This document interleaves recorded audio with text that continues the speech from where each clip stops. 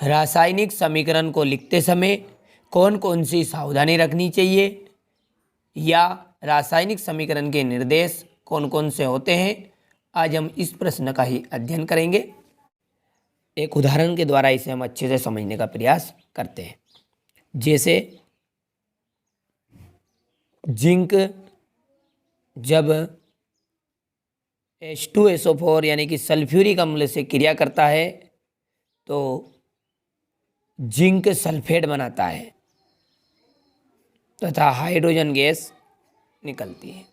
ठीक है, अब देखिए ये जो पक्ष है, इस तरफ का जो पक्ष है इसे कहते हैं हम अभिकारक। ठीक है, ये जो तीर का निशान है इसके पूंछ की तरफ, यानी कि ये तीर का निशान है, इसकी पूंछ मानिए, और इसका ये क्या है, सिरा है। तो सिरे की तरफ हमेशा कौन सा रहेगा, उत्पाद। और जो अभिक्रिया में भाग लेने वाले तत्व होते हैं या पदार्थ होते हैं उन्हें हम अभिकारक कहते हैं, तथा अभिक्रिया में जो भी तत्व बनते हैं उन्हें हम क्या कहते हैं, उत्पाद कहते हैं। ठीक है, और ये जो अभिकारक है, यहाँ इस तरफ का जो क्षेत्र है यहाँ आपका कहलाएगा बाया, और ये कहलाएगा दाया, क्योंकि हम इसे बोलते हैं LHS इक्वल RHS। ये हम इसे लिखते हैं LHS equal RHS। Left hand side यानी कि ये दाया, आप जिस तरह से मोबाइल देख रहे हैं, और वहाँ आपका ये जो हाथ है यहाँ उल्टा है यानी कि बाया है, और इस तरफ दाया है यानी कि सीधा हाथ है। ठीक है, तो अभिकारक को यहीं से हम पॉइंट बनाएंगे। अभिकारक को हमेशा किस तरफ लिखा जाता है, बाई तरफ लिखा जाता है। ठीक है, तो उत्पाद को किस तरफ लिखेंगे, दूसरा पॉइंट भी समझिए।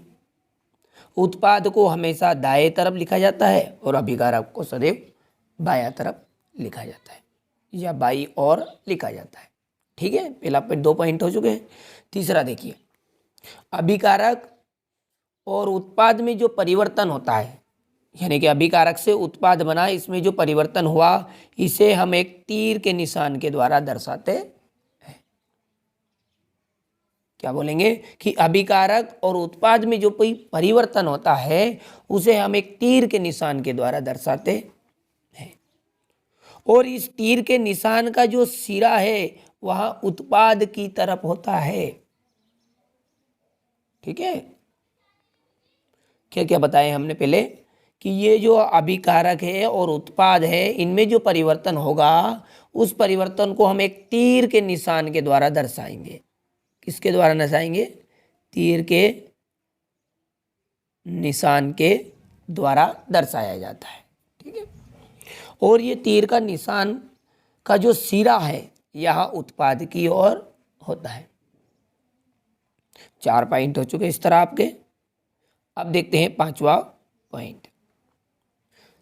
ये जो तीर का निशान है इस पर हमेशा उत्प्रेरक लिखते हैं, यानी कि उत्प्रेरक हो सकते हैं प्रकाश के रूप में, ऊष्मा के रूप में, विद्युत के रूप में आदि।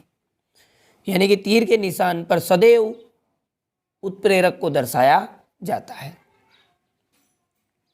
ठीक है, 5 पॉइंट हो चुके हैं। नंबर 1 है कि अभिकारक को सदैव बाईं ओर लिखा जाता है, उत्पाद को सदैव दाईं ओर लिखा जाता है।